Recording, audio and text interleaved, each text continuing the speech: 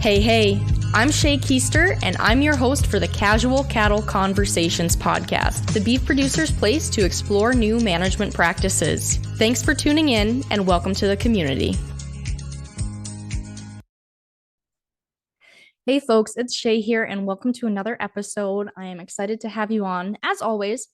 And today we are going to be visiting about heifer development, as well as offering a little bit of advice with marketing bred heifers. So Shelby's going to dive into that. And I do just want to let you know that Shelby will also be speaking on one of the upcoming Rancher Mind calls. So if you are unfamiliar with Rancher Mind events, these are events that I put on over Zoom for cattle producers to connect with industry experts as well as some of their peer cattle producers to really learn from each other. So each month we dive into a different topic. Quarter 3 of this year is focused on cattle marketing, but it's a little different than what cattle marketing we talked about last year. Last year, we focused a lot about marketing steers. This year, we're going to talk about some of the other cattle marketing aspects that you can think about. This will be valuable for both commercial and seed stock producers because in July, we're going to be talking about marketing cattle in an online world. So think about building up your ranch brand through websites, social media, and other avenues, and just thinking about how you can diversify yourself with your marketing strategy to really connect with the right people. August is going to be focused on how to add value to your calves. So we're going to look at different value added programs, different methods of selling your calves, and really dive into different options on what cattle producers can do and how you can really try and get the best value for the product you're selling. And then September is where we will have Shelby, and she's going to be talking about marketing bred heifers and cull cows. So if you want more information on that, there is a link in the show notes or the description, or you can message me on social media. My social medias are at Cattle Convos. My email is also in the show notes as well if you'd prefer to reach out to me there, but we can talk about it and figure out what's best for you. So with that, let's get on with today's episode and hear what Shelby has to say. Well, good morning, Shelby. I'm excited to have you on the show today because this topic, we're going to be talking about heifer development and maybe a little bit about marketing bred heifers. That is something that's been requested for probably a couple years now. So my audience has been wanting to hear about this. So I'm glad to have you on to talk about it and appreciate you joining me today. Awesome. Yeah. Thanks for reaching out. I'm always happy to talk about heifer development. It's kind of one of my favorite things to discuss. So I appreciate you having me on the show. So on that note, will you talk a little bit about who you are and what your role is in the beef industry today and the heifer development space? Awesome. So I actually grew up on a cow-calf operation in Jamestown, California. It's a little town in Central California where the rest of my family is. So grew up in the ranching background on a cow-calf operation, did my undergraduate degree at Fresno State, focused on animal science and ag education. Went back to the ranch for a couple of years and then decided I just wasn't done learning. And so I decided to go back to school and I completed my master's and PhD at New Mexico State University in Las Cruces. So I went to a totally different area of the country and got to see some really different things. And all of my research while I was there really focused on nutritional management and different management strategies with our heifers. And so I really kind of fell in love with developing heifers and how we can utilize different management strategies and options and those kind of things to get the most fertile and best heifer we can. Then when I graduated, I took a job here at the University of Wyoming, where I'm the state beef extension specialist. So I get to still do a little bit of research, but also be out in the state working with producers and working on educational programming for them in the state and in this region. Well, I appreciate you kind of going into what all you've done. And so why heifer development? Why is that one of your favorite things to talk about? Why is that what really makes you passionate about the beef industry and kind of gets you up in the morning? To me, that's the future of your herd, right? It's an opportunity for us to really think about where the herd's going to be in 5 to 10 years. And those decisions we make during that heifer's first year of life have a long-term impact on her. And so to me, they're just a really great opportunity for us to be continually looking forward and how can we make things better in the herd, especially from a fertility standpoint. But they're just a great opportunity for that. And so that gets me really excited about talking about them. That's where my research is still focused.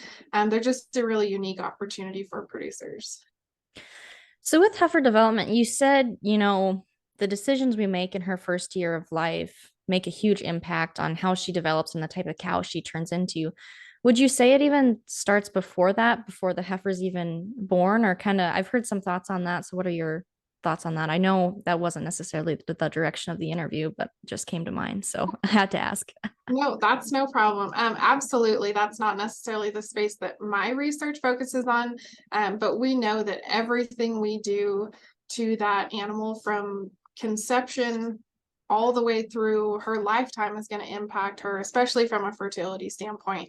And so being cognizant of that when those cows are gestating those calves is something really important. Something I like to say when I'm out talking to producers and when I do presentations is fertility isn't a one-time event. And so thinking about that future calf's fertility, even when they're inside that cow in utero, is also really important. And so we know that everything we do, nutrition, stress, health, everything is going to influence that calf for the rest of its life. So as you think about that first year of the heifer's life and heifer development as a whole strategy, what would you say are the main components of a successful heifer development strategy? That's a good question, but it's also a challenging one. And so each operation is different. And I think that's where the challenge comes in, right? Each operation or each ranch has really different resources available to them that they're going to be able to utilize. And they also have really different goals of what they may want to get out of their heifers, what their overall operation goal is, and how the heifers work into that. And so I don't think I get asked this a lot. Well, how should I develop my heifers? What's the perfect way to develop a heifer? I don't think there's one perfect way. If you really look through the research and all the work we've done over the past 70, 80 years, it really shows us that there's different ways to develop heifers and still be successful. Now, I think some components that are important is thinking about fertility and reproduction, and that'll keep coming up probably in almost every answer. And that's not just because I'm a trained reproductive physiologist. It's because it's really important, right? That's her whole goal. When we're keeping her, our goal for that heifer is for her to have a calf each year, maintain a 365-day calving interval. And so thinking about heifer development is what can we do to push fertility is really important. And so first thing on that list is puberty attainment. Can we get her cycling before the start of the first breeding season? We know that that is incredibly important. And if we can get her to have one, if not 2 or 3 cycles before the start of that first breeding season, that's going to help us be more successful with that heifer and get her bred early in that breeding season. Thinking about calving distribution is also really important, especially as a heifer. There's some really cool research that came out of Nebraska a couple years ago that showed that those heifers that get bred in the first 21 days of the breeding season and calve in the first 21 days of their first calving season stay in the herd longer, and they actually produce more pounds of calf over their lifetime. So to me, that's always my big focus when thinking about heifers. I don't care if you put them in the dry lot, if they're out on pasture, if you push towards 65% mature body weight, or if you're a low input system. As long as you can be thinking about how do I get that heifer bred early in her first breeding season, that's going to be really important. How can I develop her to push longevity? That's also going to be really important. So, what are some of those factors that impact puberty attainment? So, the 2 big ones are going to be age and then also weight gain. So body condition, we can look at it a number of different ways. Age, obviously, we can't do a lot to change that, but we do know we can use nutrition as a big tool with puberty attainment. Genetics is also going to play a role there. And so from the nutrition standpoint, there's always big discussions in the heifer development world of 65% versus 55% and what's the right way to develop heifers. And I think both can be right depending on the selection in your herd and what your cyclicity has been in the past. And that's something when producers ask me about heifer development that I try to focus on a lot is, the last couple of years, what does your calving distribution look like? We have all the heifers calving pretty early in the breeding season, we probably don't have much of a puberty problem, right? If we look at our calving distribution and we only have a handful calve early, majority are pushing later, maybe heifers weren't cycling right at the start of that. And that could be, maybe they were too thin or nutrition wasn't quite good enough. It also could be a genetics thing. Certainly, we've done a great job in the beef industry, especially in our British and Continental or Bos Taurus type cattle of selecting for earlier maturing cattle. We know we can have some issues in our Bos Indicus, more of our Brahman influence type cattle with them attaining puberty earlier. I don't talk about them much because it's not a big issue in Wyoming. We don't have a lot of Brahman cattle, but that certainly can be an issue for them is getting heifers to cycle early, especially if we're trying to calve at 2 years of age. And like you said, part of that goes back to when those heifers were physically born, correct? Like, because if those heifers were born on the back end of the calving cycle, then that may impact, what puberty stage they're at when it comes time for breeding season, right? Right. And so when we're thinking about selecting heifers, thinking about when that calf was born can be really important, right? Not that we can't get a calf that was born later to mature in time, we can, but maybe it's just harder to get them to mature.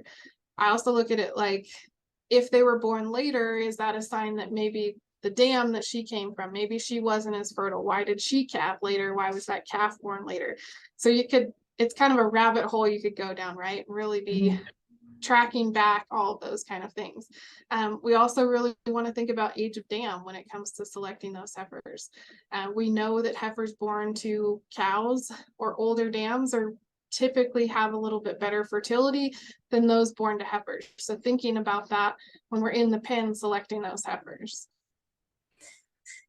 So are you recommending like doing any pelvic scoring for producers? Are you seeing producers, scoring those reproductive tracts before they select for replacement heifers? Kind of what are you seeing in the industry on that front? I know I've talked a little bit about that. I've had Jordan Thomas on the show a couple times and he's touched on it, but I'm curious what your thoughts are on it.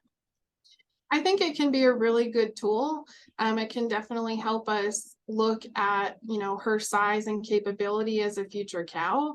But I think it depends on, what resources do you have available? Is it easy to get those heifers in and do a reproductive tract score or a pelvic exam and that kind of score, before the first breeding season and help with selection? I don't think it's necessarily an integral piece that we absolutely have to do. It's also another expense, right? And so for me, when I think about heifers, it also has to pencil out for that producer, right? We definitely need them to be able to have an optimal heifer, right? That she's going to get bred early and do all the things from a fertility standpoint that we talk about, but she's also not costing them so much that they never break even and get a return on investment on her. And so I think reproductive tract scoring can be a really great tool. It just needs to be something that can work into that operation. Absolutely. You have to look at your input costs already and know the value of your heifers too. And so with that, you talked about having things pencil out. So when producers are looking at developing their own heifers, what economic principles do they need to be keeping in mind? So, to me, when I think about economics and heifer development, I almost want to think of it like a stalker operation where I'm really trying to figure out what are all my input costs? What's the opportunity cost of keeping that heifer instead of selling her? How many feed inputs, health inputs, inputs during the breeding season, all of those kind of things are going into that heifer. And how long is it going to take for me to break even? And there's certainly been some good research, and we always say, 3 to 5 years. but that can definitely change based on feed prices, cattle prices, what the market's doing. All of those kind of things are going to influence that. And there was actually a really cool study they did in Tennessee several years ago that, showed really the difference. Granted, it was Tennessee, and so feed prices were maybe a little different there than we'd see in Wyoming, Nebraska, this kind of area. But they actually showed it was going to take 8 or 9 years for dry lot developed heifers to break even, which is, at that point, are we really going to make money on that cow if it's taking her that long to break even?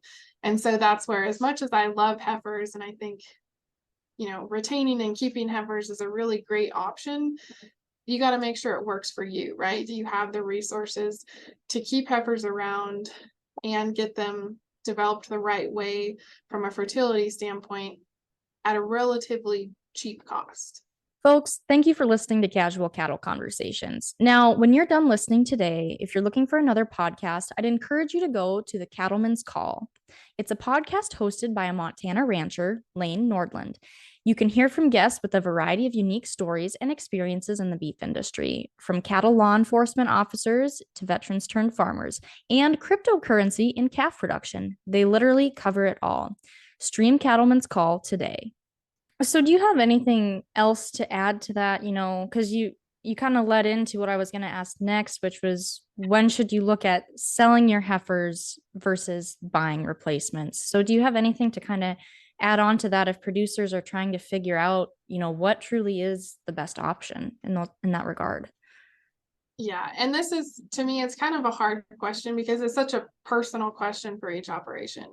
I obviously have a large love for heifers, and I can see all the benefits of keeping heifers, right? Keeping those heifers, we have control over how they were raised all the way from when they were inside that cow to birth through weaning. We have control over their nutrition, their health, how they were bred. We have a good idea of what the genetics are and how they've been treated. So there's not a lot of surprises there. And so that control can be really great because we can put a lot of work into selection and development of those heifers over time, but it can also be really expensive, right? Depending on the resources we have, keeping those heifers can be expensive, or maybe we don't have the forage resources or a place to keep those heifers around and develop them the way we want. And so maybe when we look at retaining heifers, we don't have as much control over their genetics and over how they were developed and all of those kind of things. But if we're buying from a really reputable source who does all the things that we would want to do, we can still get some really good heifers. And maybe there's a benefit of bringing in new genetics and new those kind of things into the herd that could be really great. It also may be cheaper for us than keeping heifers around, right? So maybe not having to keep those heifers and feed them, depending on the year, it may pencil out for us to actually be cheaper to buy heifers, even a bred heifer versus keeping heifers around. I appreciate you talking about that. And I know, so my family, we're seed stock producers. So being able to retain our own females is a huge part of our operation because we like that control over the genetics, and we really put a lot of emphasis on, not just what types of bulls are we selling. We put a lot of emphasis on, okay, what types of cows are we trying to raise too, so that they can come back. So do you have any examples of any creative ideas or how you've seen other successful producers go about developing their heifers, keeping, input costs in mind? I don't know that there's one that specifically comes to mind.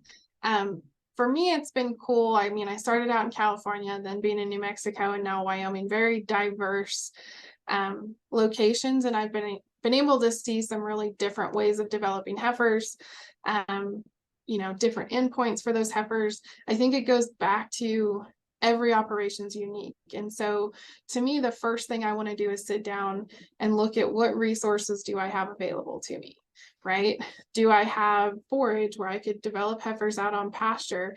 And thinking about adaptability of those heifers into their future production environment maybe is really important to me. Do I maybe have a dry lot where I can put those heifers? what kind of harvested forage resources do I have then? How much is that going to cost me? I think it comes back to penciling it out a little bit.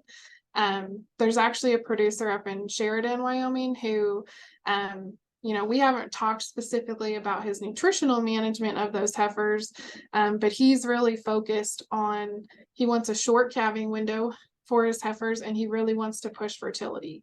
And so he actually only turns the bull out for 25 days with his heifers. So he keeps a large group of heifers, develops them all together. He's got the forage resources to do that. He turns a bull out for 25 days. And then when he preg checks, anything that was bred in those 25 days, that's his keepers.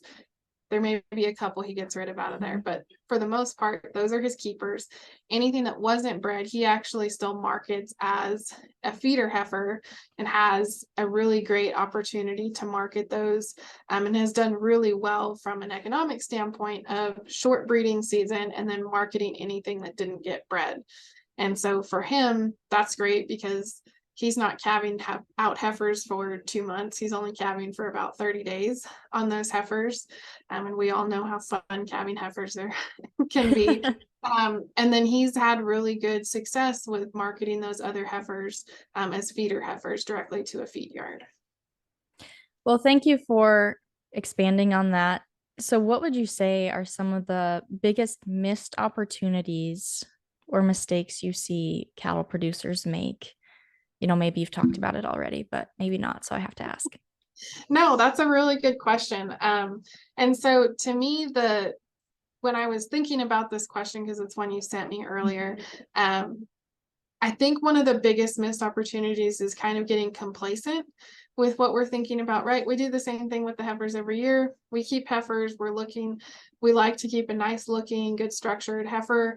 And we develop her the same every year, and not taking a critical look at, is there something we could do different, right? Is there a way to push fertility a little bit more, right?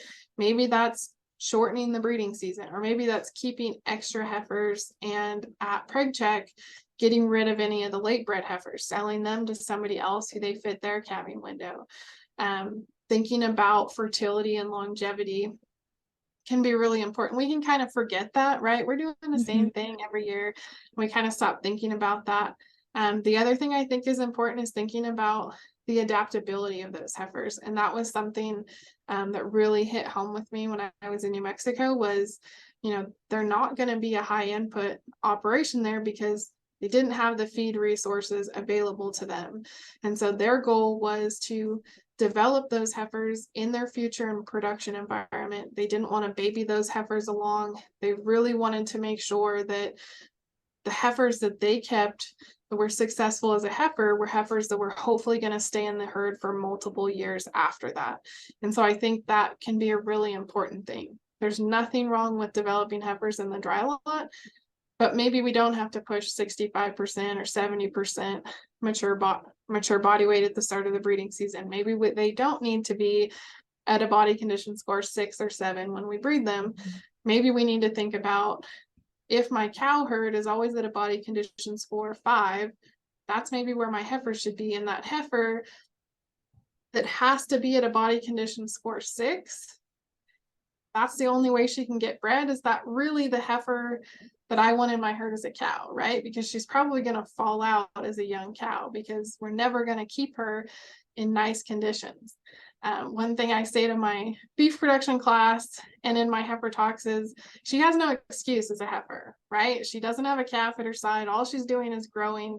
So if she can't get bred and bred relatively early in the breeding season at a body condition score or in a nutritional plan that's similar to what my cows are on, is she worth keeping in the herd, right? Is that really the cow that I want in my herd? Because she's probably going to fall out as that 2 or 3-year-old first or second calf heifer, and then I've never made my money back on her. So thinking about adaptability of those animals moving forward, as well as fertility, I think are some missed opportunities there.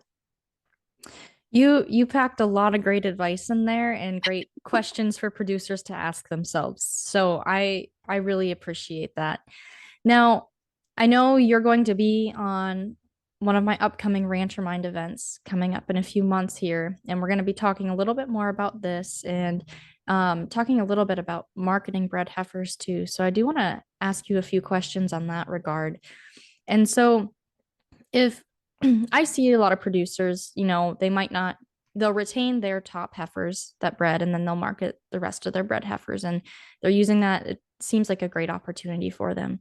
So, what kind of advice do you have for people who are thinking about marketing their bred heifers and how to go about that? Yeah, I mean, I think this upcoming year is probably going to be really great prices for red heifers. Where we are in the cattle inventory in the market, it's looking like red heifers should get a pretty good price. So I would anticipate there's quite a few producers probably thinking about that this year. The big thing for me, and I know I keep going back to this, is the economic side of it and penciling it out. What's your cost to get that heifer to the point where you're going to sell her? So figuring out, kind of like in a stalker or a background in operation, what's my break even? So what price do I need to get on that heifer to break even and then make a little bit of money? Because it's really not worth it if we're not going to make money on her, right? And so I think that's the first thing to think about. How much does it cost for me to retain those extra heifers, feed them out to that point, get them bred, whatever that may be, and thinking about, in the market, am I going to be able to break even? Thinking about the timing of when you're going to market those bred heifers is also going to be really important.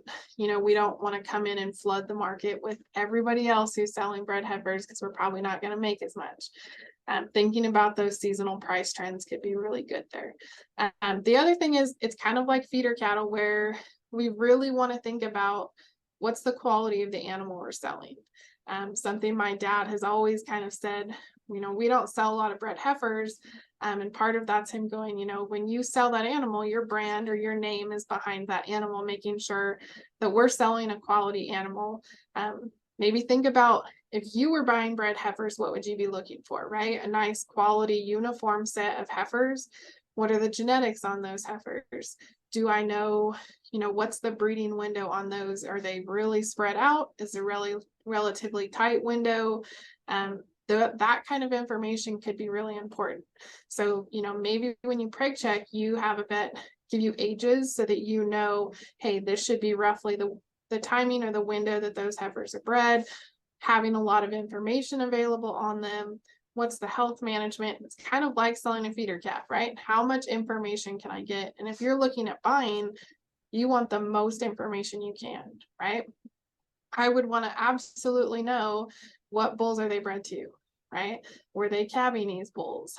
Am I going to have issues with that, right? That's going to be a really big thing for us to be thinking about. And so the more information that you can give a buyer, if you're the one selling them, that's going to be really impactful. But again, I think it goes back to penciling it out and making sure it economically is going to be a good option for you.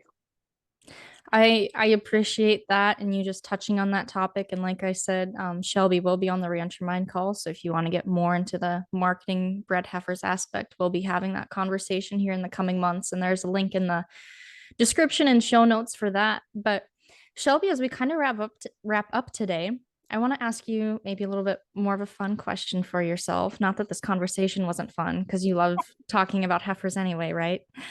But what's been your favorite research project that you've been a part of in the heifer space?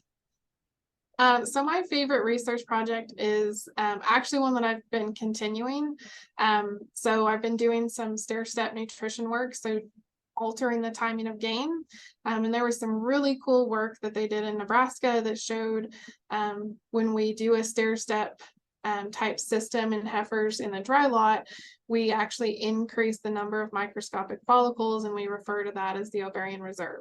And so in my PhD, I had an opportunity to kind of repeat that in a totally different environment in New Mexico, but also add on a grazing portion. So instead of just having heifers in the dry lot, I made it more complicated and added heifers out grazing native range. And so that was a really cool study, because we were able to mimic the results that they saw in Nebraska with dry lot heifers and the native range stair step heifers having an increase in the number of primordial follicles or that ovarian reserve. And so that was a really cool study. It's one that I've actually continued on here at Wyoming. So we're doing similar research, but now looking at how that influences the uterine environment, how that influences progesterone profiles leading up to the first breeding season. And the joke with one of the guys here at University of Wyoming is that eventually I'll leave the ovaries in these heifers and be able to breed them and look at some longevity. Nebraska already did a little bit of that over at their USDA center there, where they've actually seen those stair-step developed heifers have an increase in longevity. And so to me, that's just a super cool project. It shows me that how we manage them again in that first year of life from a nutrition standpoint has a really big impact on them even years down the road and can influence how long they stay in the herd. So that's been a cool project to be a part of. Do you have are there any like website links or something that we could share in the show notes if people want to see anything on that yet?